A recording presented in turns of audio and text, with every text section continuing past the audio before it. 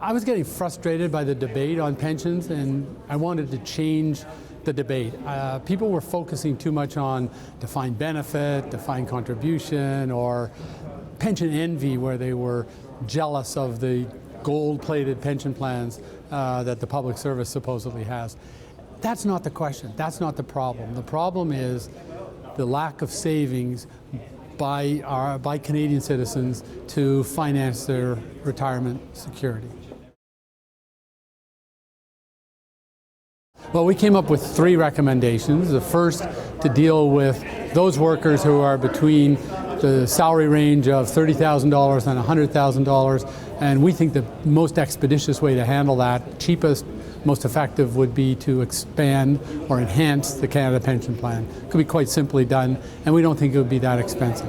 Second one, recommendation is to stop this demise of the defined benefit pension plan and the migration to defined contribution.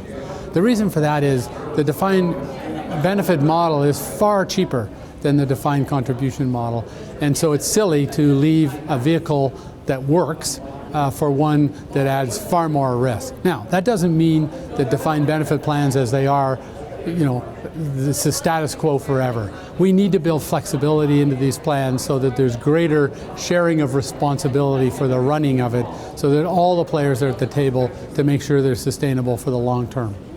Then our third recommendation really addresses those 60% of Canadian workers who have no workplace pension plan.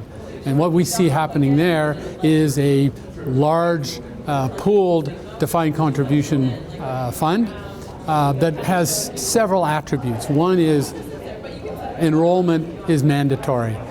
We've proven that through the RSP system that it doesn't work when you make it voluntary. People must be required to save. Secondly, it needs to be large, so many funds pooled so that you can get advantage of several different asset classes in several different geographies. The second one, when you're large, is that you can afford professional management, which should reduce your costs and increase your chances of getting higher returns. And the last point is that there needs to be the ability to annuitize your savings so that you don't have this longevity risk. The last day when you retire and you open the box, how much money you've got there to live for the rest of your life. What we need to do is you should be buying annuities through the last part of your work life so that a fair chunk of your retirement income is guaranteed by the time you retire.